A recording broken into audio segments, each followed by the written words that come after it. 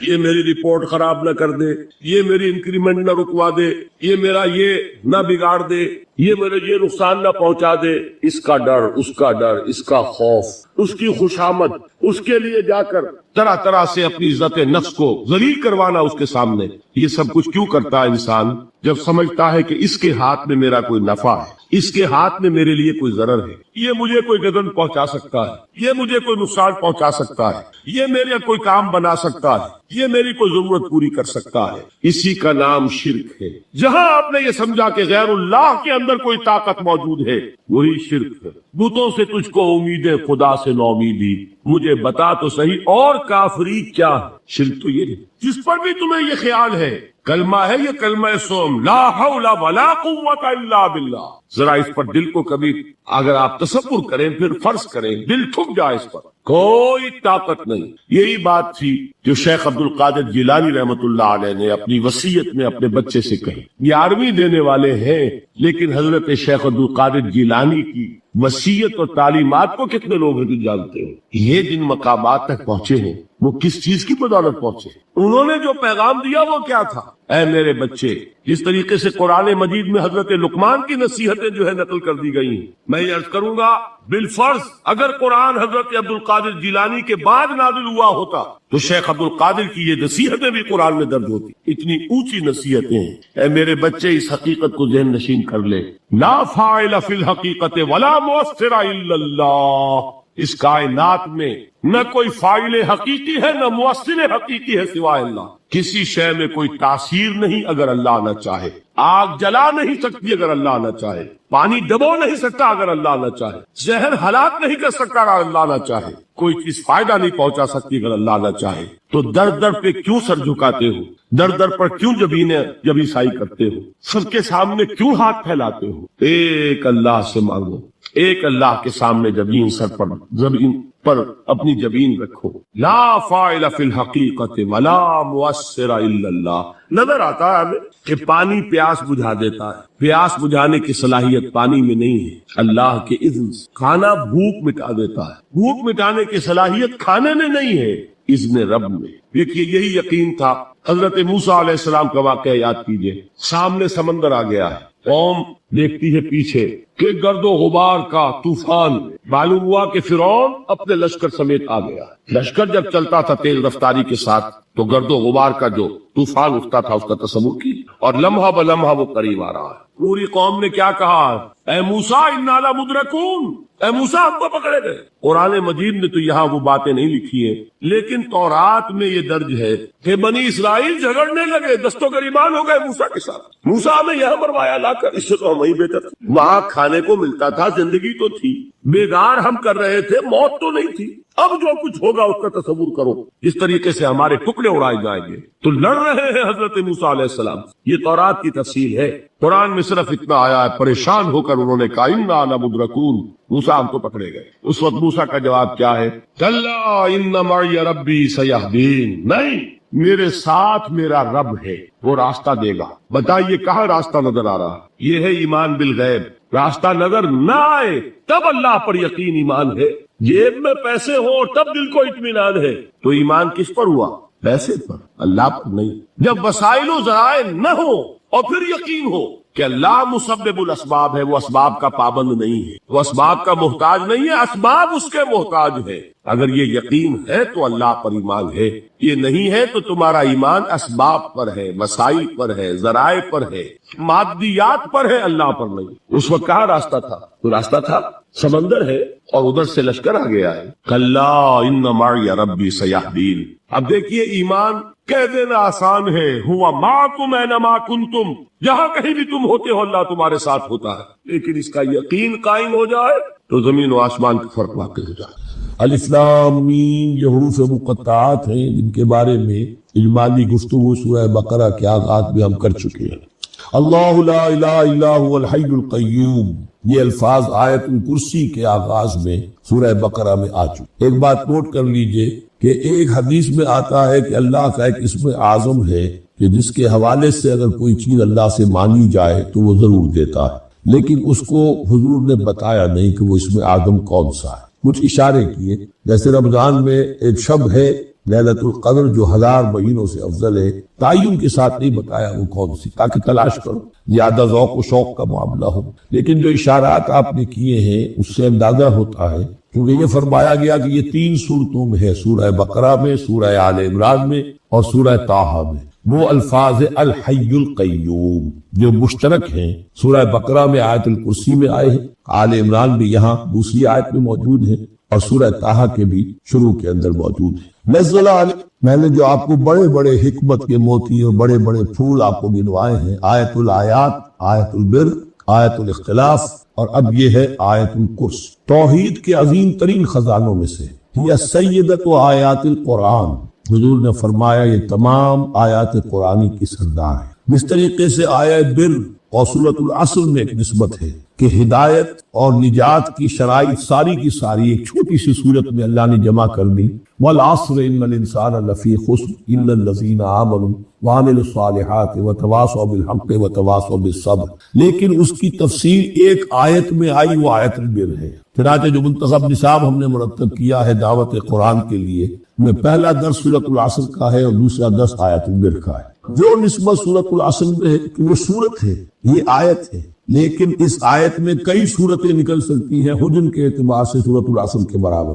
یہی نسبت ہے سورہ اخلاص میں، 4 آیتیں، توحید کا عظیم ترین خزانہ، اور یہ آیت الکرسی، یہ آیت ہے سورہ اخلاص، اس میں 4 بن جائیں گی حجم کے اعتبار سے، لیکن اسے حضور نے ثلث قرآن قرار دیا ہے۔ توحید کے موضوع پر جامع ترین سورت سورۃ الاخلاص، لیکن توحید اور خاص طور پر توحید فی الصفات کے موضوع پر عظیم ترین آیت یہ آیت الکرسی۔ اللہ لا الہ الا ہو، اللہ وہ معبود برحق ہے جس کے سوا کوئی الہ، بڑا کیٹیگوری۔ الحی القیوم، وہ زندہ ہے از خود اور با خود، اس کی زندگی مستعار نہیں ہے۔ وہ جو کہا ہے کہ مانگ کے لائے تھے 4 دن، 2 آرزو میں کٹ گئے، 2 انتظار میں، عمر دراز مانگ کے لائے تھے، اللہ کی زندگی ہے، اس کی از خود زندگی کسی کی دی ہوئی نہیں، اور اس زندگی میں کوئی ضعف نہیں، کوئی کمزوری نہیں، کوئی احتیاج نہیں، آگے آ جائے گا، نہ اسے نیند آتی ہے نہ اونگ آتی۔ قیوم، صرف اپنی جگہ وہ زندہ جاوید ہستی ہے، اور باقی ہر شے کا وجود اس کے حکم سے قائم ہے، کوئی شے قائم نہیں ہے بغیر اس کے اذن کے۔ تو گویا کہ الحد، احد اور الصمد، اللہ اپنی جگہ احد، لیکن باقی پوری کائنات کے لیے صمد، جو سورہ اخلاص میں 2 الفاظ آئے ہیں، قل هو اللہ احد اللہ الصمد، اللہ حی ہے اور قیوم، لا تاخذہ سنۃ ولا نوم، اس پر غالب نہیں ہو سکتی نہ نیند نہ اونگ۔ لہ ما فی السماوات و ما فی الارض، آسمان اور زمین میں جو کچھ ہے اسی کا ہے، ملکیت تامہ، ملکیت حقیقی اس کی۔ من ذا الذی یشفع عندہ الا باذنہ، کون ہے وہ جو شفاعت کر سکے اس کے پاس مگر اس کی اجازت سے۔ اب یہ مقام آیا ہے سورہ بقرہ میں پہلی مرتبہ، 3 مرتبہ کیٹیگوریکل ڈینائل کے بعد، کوئی شفاعت نہیں، کوئی شفاعت نہیں، کوئی شفاعت۔ یہاں بھی جو انداز ہے بہت ہی جلالی انداز ہے، من ذا الذی، کس کی یہ حیثیت ہے، کس کا یہ مقام ہے، کس کو یہ زور حاصل ہے کہ وہ اپنے اختیار کے بل پر، تو اپنی حیثیت کی بنیاد پر شفاعت کر سکے؟ ہاں، جس کے لیے اللہ اجازت، استثناء کے ساتھ شفاعت کا یہاں پر پہلی مرتبہ آیا۔ ورنہ سورہ بقرہ کے 6 رکوع کی دوسری آیت، وَاتَّقُوا اللَّهَ وَلَا تَجْزِي نَفْسٌ عَن نَفْسٍ شَيْئًا وَلَا يُقْبَلُ مِنْهَا شَفَاعَةٌ وَلَا يُؤْخَذُ مِنْهَا عَدْلٌ وَلَا هُمْ يُنصَرُونَ۔ 15 رکوع کی دوسری آیت، وَاتَّقُوا يَوْمًا لَا تَجْزِي نَفْسٌ عَن نَفْسٍ شَيْئًا وَلَا يُقْبَلُ مِنْهَا عَدْلٌ وَلَا تَنفَعُهَا شَفَاعَةٌ وَلَا هُمْ يُنصَرُونَ۔ اور اب اس سے پہلے کی آیت میں آ چکا ہے وَلَا شَفَاعَةٌ، کوئی شفاعت مفید نہیں ہوگی، لیکن یہ اس میں ایک استثناء ہے۔ اب یہ ذرا باریک مسئلہ ہے کہ شفاعت حقہ کیا ہے، شفاعت باطلہ کیا ہے، تو دورہ ترجمہ قرآن میں اتنی تفاصیل کے ساتھ بحث نہیں کی جا سکتی، وہ ایک علیحدہ موضوع ہے۔ حال ہی میں نے اس پر اپنے درس ریکارڈ کرا دیے۔ یعلم ما بین ایدیہم وما خلفہم، وہ جانتا ہے جو کچھ ان کے سامنے اور جس کو پیچھے ہے۔ عام طور پر دنیا میں ہم سفارش کرتے ہیں تو کہتے ہیں کہ بھئی میں جانتا ہوں شخص کو بہتر، اصل میں جیسا کچھ یہ نظر آتا ہے ویسا نہیں ہے، یا جیسا کچھ فیکٹس آن دی فائل آ گئے ہیں وہ بڑے ہی ڈیسیونگ ہے، اصل حقائق کچھ اور ہے اس کیس کے، وہ میں آپ کو بتاتا ہوں۔ یہ بات اللہ کے سامنے کون کہہ سکتا ہے؟ جبکہ اللہ تو جانتا ہے جو کچھ ان کے سامنے، جو کچھ ان کے پیچھے ہے، اور ان کا حال یہ وَلَا يُحِيطُونَ بِشَيْءٍ مِّنْ عِلْمِهِ إِلَّا بِمَا شَاءَ، اور وہ احاطہ کر بھی نہیں سکتے اللہ کے علم سے کسی شے کا سوائے اس کے جو اللہ چاہے۔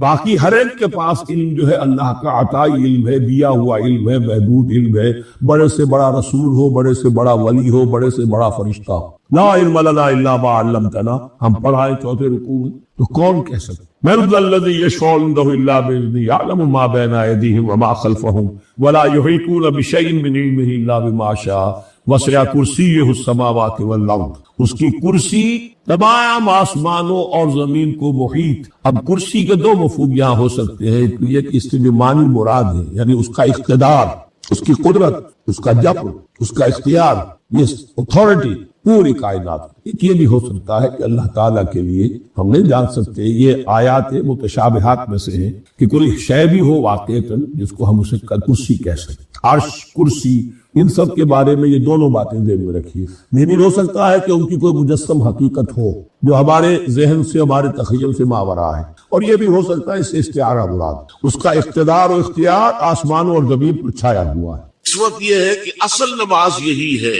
یہ سورہ فاتحہ۔ چنانچہ میں آپ کو حدیث سنا رہا ہوں جو صحیح بخاری میں بھی ہے، صحیح مسلم میں بھی ہے، جامع ترمذی میں بھی ہے، سنن ابی داؤد میں بھی ہے، سنن نسائی میں بھی ہے، اور بہت سی کتابوں میں موجود۔ اور یہ عن عبادہ بن صامت رضی اللہ تعالی عنہ، حضرت عبادہ بن صامت سے مرفوعا کہ حضور نے فرمایا لا صلاۃ لمن لم یقرأ بفاتحۃ الکتاب، اس شخص کی کوئی نماز نہیں ہے جس نے کہ سورہ فاتحہ کی تلاوت نہیں کی۔ اب اس سے ہمارے ہاں ایک بڑا اختلاف پیدا ہوا، وہ نوٹ کر لیں۔ ایک رائے یہ ہے آپ اگر علیحدہ نماز پڑھ رہے ہیں تو ظاہر بات ہے کہ آپ کو ہر رکعت میں خود پڑھنی ہی پڑھنی ہے سورہ فاتحہ۔ جب باجماعت پڑھ رہے ہیں اب کیا شک، امام پڑھ رہا ہے سورہ فاتحہ تو کیا مقتدی کو بھی پڑھنی چاہیے؟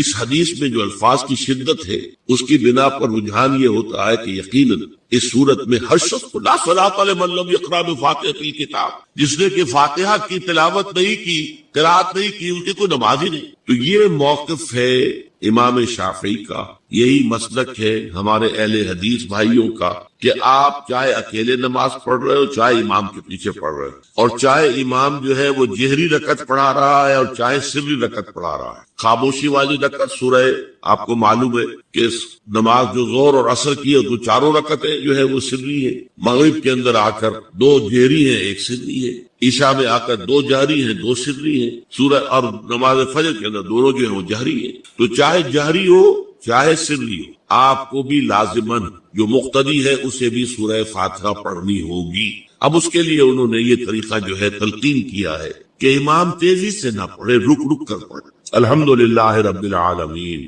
اس کے بعد اتنا وقفہ دے دے کہ جو مقتدی ہے وہ بھی کہہ لے اپنے دل میں یا پڑھ لے الحمدللہ رب العالمین الرحمن الرحیم۔ تو یہ رک رک کر پڑھنا، خاص طور پر اگر آپ کو موقع ہوا ہو کسی اہل حدیث امام کی امامت میں نماز ادا کرنے کا، تو آپ دیکھیں گے کہ بڑا فرق ہے۔ ہمارے جو حنفی امام الحمدللہ رب العالمین الرحمن الرحیم مالک یوم الدین ایاک نعبد و ایاک نستعین، چار آیتیں جو ہے وہ بھی ایک ساتھ میں پڑھ جائیں گے، لیکن یہ کہ عام طور پر جو اہل حدیث حضرات ہیں وہ رک رک کر ٹھہر ٹھہر کر پڑھتے ہیں، ترتیل کے انداز میں پڑھتے ہیں۔ یا پھر دوسری شکل انہوں نے ایک اور، یہ آپ سعودی عرب میں جب کبھی نماز پڑھیں گے اور آپ پڑھی ہو آپ نے، تو وہاں آپ دیکھیں گے کہ امام جو ہے وہ سورہ فاتحہ پڑھنے کے بعد کوئی 1 منٹ جو ہے خاموش ہے، تاکہ آپ اب جو مقتدی ہے وہ اس وقفے میں وہ اب سورہ فاتحہ پڑھ لیں، پھر وہ قرات کرے گا، کوئی اور آیات اس نے شامل کرنی ہے تو بعد میں شروع کرے گا، درمیان میں وقفہ ہو۔ لیکن ایک مسلک یہ ہے، اور یہ مسلک جو ہے یہ در حقیقت قرآن مجید کی ایک آیت کے اوپر مبنی ہے۔ سورہ اعراف کے آخر میں فرمایا گیا وَإِذَا قُرِئَ الْقُرْآنُ فَاسْتَمِعُوا لَهُ وَأَنصِتُوا، جب قرآن پڑھا جا رہا ہو تو توجہ سے اسے سنو، خود خاموش رہو۔ اب یہ قرآن مجید کی آیت، اس کی بنا پر ایک رائے یہ ہے کہ آپ امام کے پیچھے سورہ فاتحہ نہیں پڑھیں، پڑھا جا رہا ہے سنو، خود خاموش رہو۔ اور اس کے لیے وہ دلیل دیتے ہیں کہ یہ شکل ایک وفد کی سی ہے، جیسے کسی بڑی شخصیت کے پاس اگر آپ کا کوئی وفد جاتا ہے، 8-10 افراد ہیں، ان میں اسپوکس مین ایک ہوتا ہے، وہ بات کرتا ہے، باقی سب لوگ موجود رہتے ہیں، سنتے ہیں۔ اسی طریقے سے امام جو ہے وہ گویا کہ آپ کا نمائندہ ہے، اور وہ پڑھ رہا ہے الحمدللہ رب العالمین الرحمن الرحیم مالک یوم الدین، تو امام کی قرات ہی آپ کی بھی قرات ہو، گویا کہ اس آیت سے اس حدیث سے اختلاف نہیں ہے، اس کی تعبیر سے اختلاف ہے کہ امام کا قرات کر لینا در حقیقت مقتدیوں کی طرف سے بھی قرات۔ اس میں جو حنفی مسلک ہے وہ بہت سخت، اور وہ یہ ہے کہ چاہے سری نماز ہو اور چاہے جہری ہو، ہر کسی بھی حالت میں مقتدی جو ہے وہ سورہ فاتحہ نہیں پڑھے۔ اب اس میں ذرا سا سوال پیدا ہوتا ہے کہ جہری رکعت میں تو اس آیت کا اطلاق ہو جائے گا کہ وَإِذَا قُرِئَ الْقُرْآنُ فَاسْتَمِعُوا لَهُ وَأَنصِتُوا، سری میں تو اس آیت کا اطلاق نہیں ہوتا۔ بہرحال یہ مسلک ہے امام شافعی کا، ایک انتہا پر ہے، ہر صورت میں سری ہو یا جہری ہو آپ کو پڑھنی ہی پڑھنی ہے، اور امام ابو حنیفہ دوسری انتہا پر ہے کہ چاہے سری ہو چاہے جاری ہو کسی شکل میں نہیں۔ امام مالک کا مسلک ہے درمیان میں، اور میں اس میں کوئی جھجک محسوس نہیں کرتا کہ میں آپ کے سامنے عرض کر دوں کہ میں اس پر عمل پیرا ہوں۔ وہ کیا ہے؟ جہری نماز میں خاموش رہو اور سنو، اس آیت کا اطلاق ہو جائے گا جب بلند آواز سے پڑھ رہا ہے امام تو پوری توجہ، فاستمعوا له، اپنی پوری توجہ کو اس کے سننے کے اوپر مرکوز کر دو اور خود خاموش۔ سری رکعت میں البتہ جبکہ وہ بھی خاموشی سے پڑھ رہا آپ بھی خاموشی۔ بہرحال ان چیزوں میں میں نے یہ سب کچھ بیان کیا ہے تو اس سے جو میرا مقصود ہے وہ یہ ہے کہ معلوم ہو جائے کہ اس میں کوئی بڑی بنیادی بات نہیں ہے، نہ یہ کہ جو حنفی ہیں وہ اس حدیث کا انکار کرتے ہوں کہ لا صلاۃ لمن لم یقرأ بفاتحۃ الکتاب، کیسے وہ انکار کریں گے؟ اور نہ ہی کوئی جو حنبلی ہے یا اہل حدیث ہے وہ قرآن کی اس آیت کا اختلاف سے جو ہے وہ اختلاف کر سکتا ہے کہ اذا قرئ القرآن فاستمعوا له وانصتوا، لیکن یہ کہ اس کے پھر اس سے جو احکام کا استنباط ہے اس میں اختلاف ہو جاتا ہے، تو اس کو نہیں سمجھنا چاہیے کہ یہ کوئی بہت بڑی اہمیت والی بات ہے۔ بات کے جو فرض نماز ہے اصل اہمیت ہمارے ہاں عام طور پر مذہبی حلقوں میں اور خاص طور پر جو ذرا متصوفانہ انداز کے رنگ کے لوگ ہوتے وہ فرض کو تو بس ایسے ہی ادا کر لیتے ہیں جیسے بس اس کی کوئی اہمیت نہیں، بلکہ بعض لوگ وہ بھی ہیں کہ وہ فرض کو تب کر دیتے، نوافل پر سارا دور، صرف رات کی نماز پر زور دیا جا رہا ہے، فرض نمازوں یہ ہم نے دیکھے ہیں ایسے لوگ بالفعل دیکھے۔ یہ تمام چیزیں جو ہیں در حقیقت اس کی راہ نبوت سے انسان کو ہٹا دینے والی۔ فرض کتنا فرض، نفل کتنا، نوافل کے بارے میں جو ہے شریعت سے ثابت، وہ تہجد بھی نافلۃ لک، حضور کے لیے تو لازم تھی، باقی کے لیے لازم نہیں ہے۔ جو قیام اللیل شروع میں تھا وہ لازم نہیں۔ ہاں رمضان مبارک میں اس کی تشریح ہے، ترغیب، وہ خاص ایک مہینہ ہے، اس میں دن میں کھانا پینا جو ہے وہ حرام کیا گیا، تو رات کو 2/3 رات یا 1/3 کم سے کم 1/3 رات جاگو اللہ کے قرآن کے ساتھ، اللہ کی کتاب کے ساتھ۔ تو یہ اصل میں جو توازن ہے یہ جو ہے بہت ضروری۔ ارأیت اذا صلیت الصلوات مکتوبات، حضور آپ نے دیکھا، غور فرمائیے کہ اگر میں جو فرض نمازیں ہیں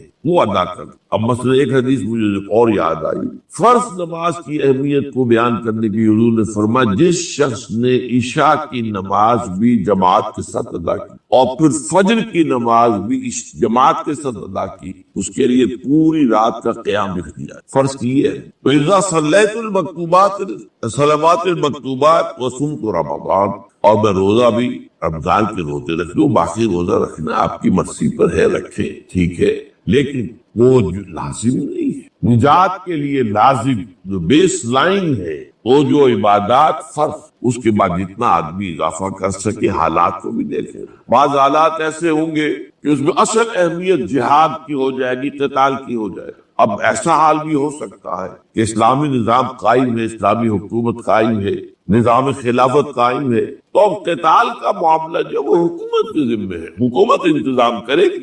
اگر کہیں 10,000 آدمی چاہیے، 10,000 آدمی نکل آئے جانے کے لیے، تو باقی آرام سے گھر میں سوئیں یا نوافل پڑھیں، ساری رات کھڑے رہے، ٹھیک ہے، یہ تقرب بالنوافل کا موقع ہوگا۔ لیکن اگر اللہ کا دین جو ہے وہ مغلوب ہے، پامال ہے، اسے پاؤں تلے رودا جا رہا ہے، شریعت کی دھجیاں بکھیری جا رہی ہیں، عوامر کا استہزاء ہو رہا ہے، اور جو منکرات ہیں ان کی تبلیغ ہو رہی ہے، اس وقت آدمی نوافل میں لگا رہے، وہاں تو فرض ہو جائے گا، امر بالمعروف نہی عن المنکر، جہاد اس کی جو بھی تقاضے ہو اس وقت سارے تقاضے اس کو بیان کرنے کا موقع نہیں، اس وقت اصل سے وہ اس فرض کو ترک کر کے نوافل میں لگیں گے، یہ نوافل منہ پر دے مارے جائے۔ اس کو بہت زیادہ نمایاں کرنے کے لیے میں مثال دیتا ہوں، ذرا سوچئے، جب دامن احد میں معرکہ جاری تھا اور صحابہ کی جان پر بنی، خود حضور کی جان پر بنی ہوئی، آپ کو معلوم ہے آپ زخمی ہوئے ہیں اور اتنا خون آپ کا بہ گیا ہے کہ آپ بے ہوش ہو گئے اور خبر ہو گئی کہ آپ کا تو انتقال ہو گیا، شہید ہو گئے۔ اس وقت اگر کوئی شخص مسجد نبی میں بیٹھا ہوا درود کی تسبیح پڑھ رہا ہو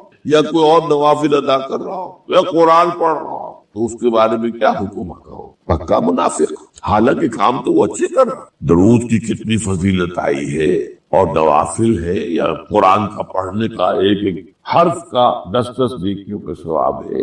اس وقت یہ ہے کہ اصل نماز یہی ہے، یہ سورہ فاتحہ۔ چنانچہ میں آپ کو حدیث سنا رہا ہوں جو صحیح بخاری میں بھی ہے، صحیح مسلم میں بھی ہے، جامع ترمذی میں بھی ہے، سنن ابی داؤد میں بھی ہے، سنن نسائی میں بھی ہے اور بہت سی کتابوں میں۔ اور یہ عن عبادہ بن صامت رضی اللہ تعالی عنہ، حضرت عبادہ بن صامت سے مرفوعا کہ حضور نے فرمایا لا صلاۃ لمن لم یقرأ بفاتحۃ الکتاب، اس شخص کی کوئی نماز نہیں ہے جس نے کہ سورہ فاتحہ کی تلاوت نہیں کی۔ اب اس سے ہمارے ہاں ایک بڑا اختلاف پیدا ہوا، وہ نوٹ کر لیں۔ ایک رائے یہ ہے آپ اگر علیحدہ نماز پڑھ رہے ہیں تو ظاہر بات ہے کہ آپ کو ہر رکعت میں خود پڑھنی ہی پڑھنی ہے سورہ فاتحہ۔ جب باجماعت پڑھ رہے ہیں اب کیا شکل، امام پڑھ رہا ہے سورہ فاتحہ تو کیا مقتدی کو بھی پڑھنی چاہیے؟ اس حدیث میں جو الفاظ کی شدت ہے اس کی بنا پر رجحان یہ ہوتا ہے کہ یقیناً اس صورت میں ہر شخص کو لا صلاۃ لمن لم یقرأ بفاتحۃ الکتاب، جس نے کہ فاتحہ کی تلاوت نہیں کی، قرات نہیں کی، ان کی کوئی نماز ہی نہیں۔ تو یہ موقف ہے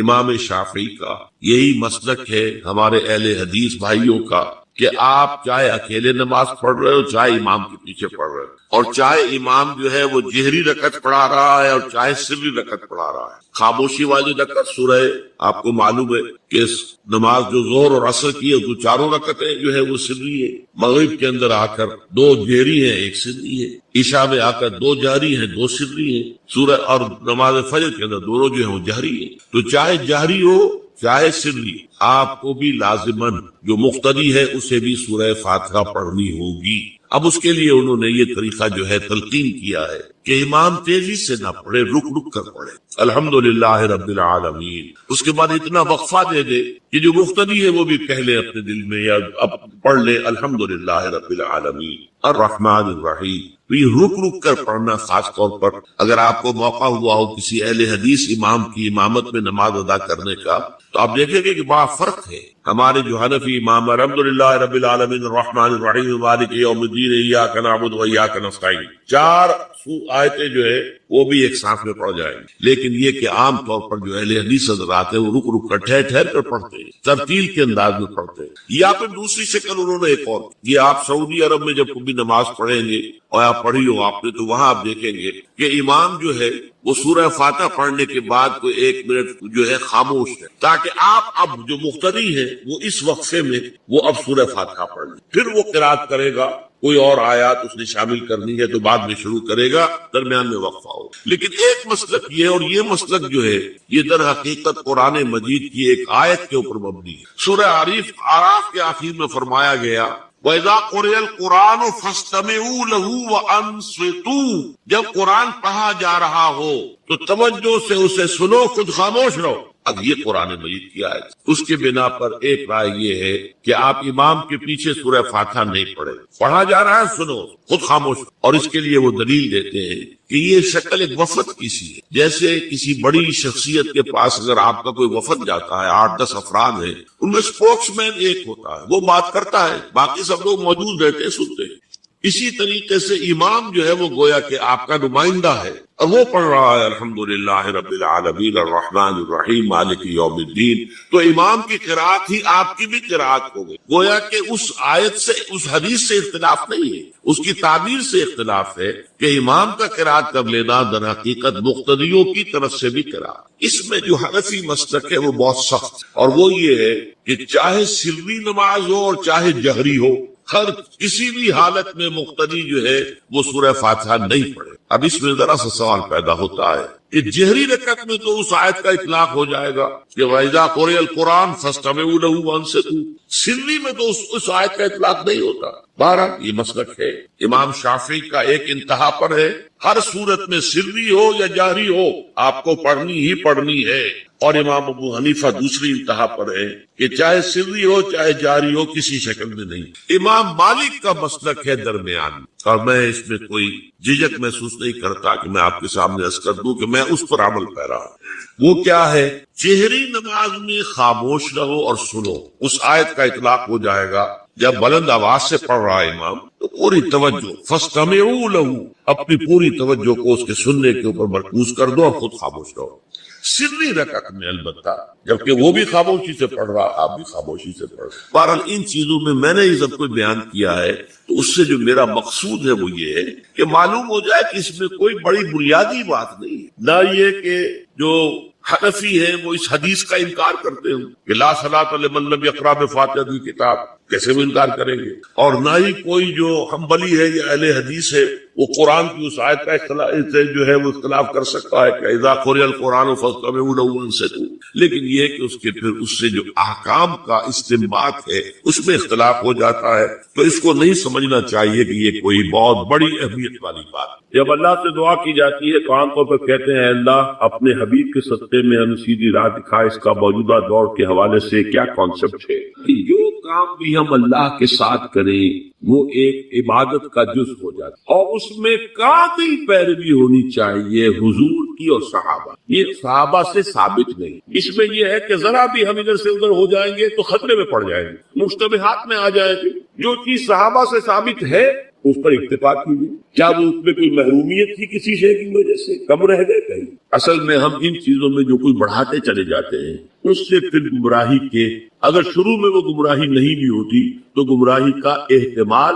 اور گمراہی کا امکان ہو جاتا ہے۔ تو کیپ آن دی سیف وے، اور سیف وے یہ ہے کہ جو بھی چیز دعا کے ضمن میں جو بھی دعائیں صحابہ کرتے تھے جس طور سے کرتے تھے، حضور کو میں نے یہاں پہ حضور کے ساتھ صحابہ کو ایڈ کر دیا، کیونکہ یہاں تو حضور کو کہنا کہ حضور کے صدقے حضور کے واسطے یہ اے اللہ ہمارا یہ کر دے، تو یہ تو گویا کہ اگر ایسی بات صحیح ہوتی تو صحابہ کرتے، حضور تو نہ کرتے کہ میرے صدقے اے اللہ میری بات یہ قبول کر لے، لیکن صحابہ تو کرتے نا۔ لیکن یہ چیزیں ثابت نہیں ہیں، بس یہ دلیل میرے نزدیک اصل ہے۔ اب آپ اس پر عقلی دلیل لائیں نقلی دلیل لائیں، اس کا کوئی فائدہ نہیں۔ پہلے اصول طے کروا دیجیے، ما انا علیہ واصحابی، دین وہ ہے جو حضور کے طرز عمل سے اور حضور کے صحابہ کے طرز عمل سے ثابت۔ اس اصول کو جتنا پختہ کر لیں گے پھر اس کے حوالے سے بھائی لاؤ ثبوت، بس ٹھیک۔ آگے کی بات، کسی بزرگ کی بات، کسی صوفی کی بات، کسی ولی کی بات، کوئی شے دلیل نہیں ہے دین میں۔ کسی دلیل، کسی دینی بات کی مزید وضاحت کے لیے کوئی شے ہو یا سائنس کی بات ہو، اس کا کوئی حدیث سے ثابت ہونا ضروری نہیں ہے۔ حضور سائنس پڑھانے نہیں آئے تھے، وہ فلسفے کا مسئلہ ہو، دین کی بات، عقیدے کی بات، عبادت کی بات، اور دعا جو ہے وہ خل عبادت ہے، عبادت کا جوہر ہے اس میں۔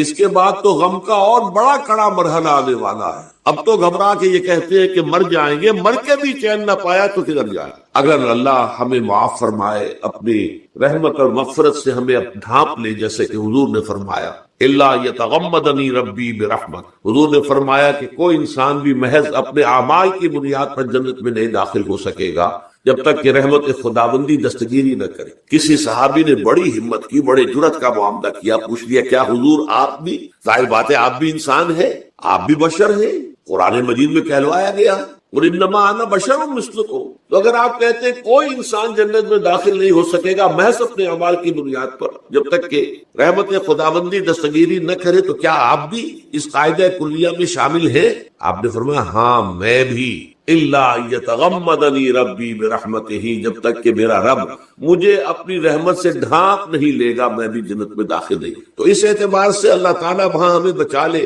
لیکن جو وہاں نہیں بچایا گیا، اب ظاہر بات ہے کہ اس کے لیے جو مصیبت ہے وہ تو پھر دائمی ہے، ابدی ہے، دکھ ہی دکھ۔ میں اس کی طرف زیادہ جانا نہیں چاہتا۔ اس وقت اصل میں میرا موضوع جو ہے وہ اس دنیا میں دکھوں کا علاج۔ اب اس اعتبار سے غور کیجئے، دکھ دو قسم قرآن مجید پر جتنا میں نے غور کیا، دکھ ایک تو وہ ہے کہ جو ناگہانی طور پر آ جاتے، اس میں ہماری کسی غلطی کو دخل نہیں ہے، وہ کوئی آفت سماوی ہے، کوئی زلزلہ آ گیا ہے. ابھی آپ کو معلوم ہے بھوج جو قصبہ تھا گجرات اسٹیٹ کا انڈیا کا پورا ختم ہو گیا. اس میں بہت سے مسلمان. جب کوئی آفت سماوی آتی ہے تو وہ ظاہر بات ہے کہ پھر سب کے سب لوگ اس کی لپیٹ میں آ جاتے ہیں. زلزلہ آ گیا, یہ کوئی اور طوفان آ جائے, جیسا کہ کئی مرتبہ آپ نے اخبارات میں پڑھا ہوگا اس سال امریکہ میں بہت طوفان آئے ہیں. مشرقی ساحل پر بار بار طوفان آئے, وہاں بھی لوگ مرتے ہیں, وہاں بھی چھتیں اڑ جاتی ہیں, وہاں بھی تباہی جو ہے آتی ہے. تو اس حوالے سے ایک تو ہے وہ ناگہانی آفات, آفت ارضی ہو یا آفت سماوی ہو. زلزلہ ہے یا آفت ارضی ہے, طوفان آ گیا ہے, کوئی سائیکلون آ گیا یا آفت سماوی ہے, یا کوئی آسمان سے بڑا سا پتھر آ جائے. آپ کبھی اخبارات میں پڑھتے ہوں گے کہ ایک بڑی چٹان پاس سے گزر گئی, بہت بڑی خلائی چٹان جو ہے زمین کے قریب سے ہو کر گزر گئی, زمین بچ گئی, ورنہ اگر وہ زمین سے ٹکرا جاتی تو نہ معلوم کتنا بڑا یہاں پر تباہی کا معاملہ. بڑے بڑے جو ہے شہاب گرتے رہے زمین کے اوپر, بڑی بڑی تباہی آتی رہی ماضی. تو ایک تو یہ ہے, اور ان میں بھی تقسیم کیجئے یہ ناگہانی تکلیف, ناگہانی مصیبت, یا کوئی آفت سماوی یا آفت ارضی. اس کی بھی پھر دو قسمیں ہو گئی. ایک وہ کہ جو افراد کو متاثر, انفرادی سطح, آدمی سڑک پر جا رہا تھا, پیچھے سے آ کر کسی گاڑی نے ٹکر ماری, گر گیا, ٹانگ ٹوٹ گئی. اب ظاہر بات ہے کہ اس میں اس کا کوئی قصور نہیں, یہ اللہ تعالیٰ کی طرف سے بات آ گئی ہے. یا یہ کہ کوئی اگر اجتماعی سطح پر آیا, جیسا کہ زلزلہ ہے, یا جیسا کہ کوئی سائیکلون ہے, کوئی بڑا طوفان ہے, بہت بڑے فلڈز آ گئے. اس وقت بھی موزمبیق میں بہت بڑا فلڈ آیا ہوا ہے, ساؤتھ افریقہ میں, اور افریقہ میں پچھلے سال بھی بہت بڑا فلڈ آیا, بڑی تباہی آئی. تو یہ آفت سماوی, یہ ظاہر بات ہے کہ اجتماعی سطح پر آتی ہے, بڑی بڑی مقدار میں, تعداد میں لوگ متاثر, لاکھوں لوگ بے گھر ہو جاتے ہیں, ہزاروں آدمی مارے جاتے ہیں. پہلی شکل جو ہے دکھ کی, جیسا کہ میں نے عرض کیا, وہ ناگہانی دکھ, کوئی آفت ارضی, کوئی آفت سماوی, خواہ وہ انفرادی ہو خواہ. اس کے ضمن میں کیا علاج ہے؟ ظاہر بات ہے کہ اس کا علاج یہ تو نہیں ہو سکتا کہ آپ اس کو ختم کریں. انگریزی کا ایک محاورہ ہے, What cannot be cured must be endured. جو چیز جو ہے جس کا علاج نہیں ہو سکتا وہ تو برداشت کرنی پڑے گی. بعض بیماریاں بھی ایسی ہیں, ڈائبٹیز ہو گئی ہے, شوگر کا مرض ہو گیا, ڈاکٹر آپ کو بتائے گا کہ بھائی اب یہ مرض جائے گا نہیں, اب آپ کو اس مرض کے ساتھ ہی اپنے آپ کو ایڈجسٹ کر کے اپنی غذا وغیرہ اس کے مطابق طے کر لیجئے, ورنہ یہ کہ یہ نہ سمجھیے کہ یہ مرض چلا جائے گا. تو what cannot be cured must be endured. لہذا ان آفت سماوی و عرضی, چاہے وہ انفرادی سطح پر متاثر کرتی ہوں انسانوں کو, اور چاہے اجتماعی سطح پر, اس کا تو علاج ایک ہی ہے. عربی میں بھی ایک محاورہ یہ ہے کہ کسی نے پوچھا تھا کہ بچھو کے کاٹے کا کیا علاج ہے؟ البکاء الی الصباح. رات کو اگر کاٹا ہے کسی بچھو نے تو روتے رہو صبح تک, یہ علاج ہے اس کا, اور کوئی علاج ہے ہی نہیں. تو جو چیز لا علاج ہے اسے برداشت. گویا کہ یہاں جو اصل شے ہوگی کہ دنیاوی آفات, عرضی و سماوی آفات, ناگہانی آفات, ناگہانی مصیبت ہے, ان کے ضمن میں ہمیں ایسی شے کی ضرورت ہے جو ہمارے اندر برداشت پیدا, اس کو جھیلنا آسان بنا, ہم اس کی وجہ سے بجھ کر نہ رہ جائیں, ہماری ہمتیں جواب نہ دے جائیں, ہمارا ارادہ ختم نہ ہو جائے, ہمارا حوصلہ پست نہ ہو جائے, بلکہ برداشت, جھیلنا ہو, تحمل. ابھی بٹر صاحب کہہ رہے تھے اللہ تعالیٰ ذرا سا متحمل ہے. میں نے کہا یہ بہت غلط بات کہنا, اللہ بہت متحمل. وہ ذرا سا تو یوں سمجھیے کہ ان کے کہنے کے انداز میں یہ بات آ گئی, ذرا سا رحیم بھی ہے. نہیں, وہ بہت رحیم ہے, بہت متحمل ہے, بہت حلیم. لیکن یہ کہ ہمیں یہ جو آفات سماویہ اور عرضیاں ہیں جو ہمارے اوپر آ جاتی ہیں اللہ کی طرف سے, ان کے ضمن میں ذہنی ایک ایٹیچیوڈ پیدا ہو جائے,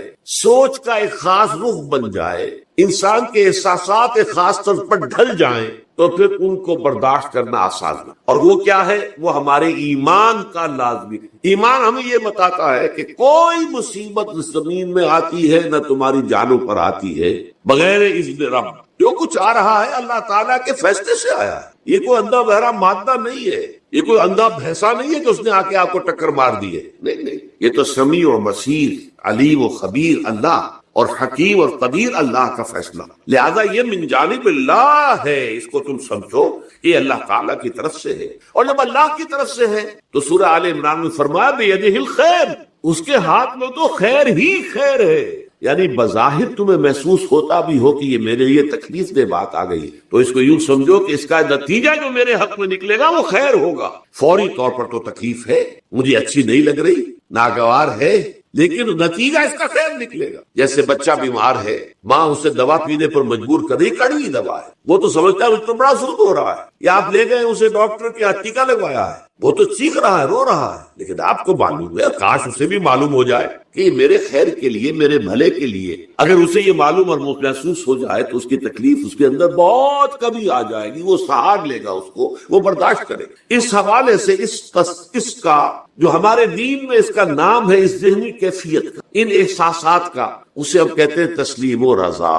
جو کچھ آ رہا ہے اللہ کی طرف سے آ رہا ہے، لہذا سر تسلیم خم ہے، اے اللہ ہم قبول کر، رضا، ہر حال میں تیری رضا پر راضی، جو تیرا فیصلہ ہے ہمیں بصر و چشم، تسلیم و رضا۔ ہم بھی تسلیم کی خو ڈالیں گے، بے نیازی تیری عادت ہے۔ اللہ تو بے نیاز ہے، لیکن اے اللہ تو ہمارے لیے جو بھی تکلیف کا تو نے فیصلہ کیا، تسلیم کی خو ڈالیں گے، عادت پیدا کر لیں گے اپنے اندر کہ ہر ساقی یہ ماریخ عین الطافس، یہ میرا ساقی میرے پیالے میں جو کچھ ڈال دے اس کا لطف و کرم ہے۔ یہ مقام رضا ہے، یہ ایمان کا ایک ایسا تقاضا ہے کہ جس کو ہم کہیں گے ایمان کی حلاوت، ایمان کی مٹھاس۔ اگر آپ کا منہ کڑوا ہو جائے تو آپ چینی کھاتے ہیں تاکہ منہ کا ذائقہ ٹھیک ہو جائے۔ اگر تکالیف کی وجہ سے، دکھ کی وجہ سے آپ کے احساسات کے اندر کوئی خرابی پیدا ہو رہی ہے، یہ جو مقام رضا ہے، یہ اس کے لیے قند ہے، یہ اس کے لیے چینی ہے، یہ اس کے لیے شہد ہے، یہ اس کی تلخی کو ضائع کر دینے والی چیز ہے کہ اللہ تیری رضا پر راضی، راضی و رضائے رب۔ اب اس کے ضمن میں سمجھئے، یہ تو اصولی بات میں نے آپ کو بتا دی۔ اس کی تین کیفیات ہو سکتی ہے، کیوں اللہ کی طرف سے یہ چیزیں آتی۔ سب سے پہلی شے ہے، اب وہ جو آیات میں نے سنائی تھی وہ سن لیجئے پہلے ترجمہ۔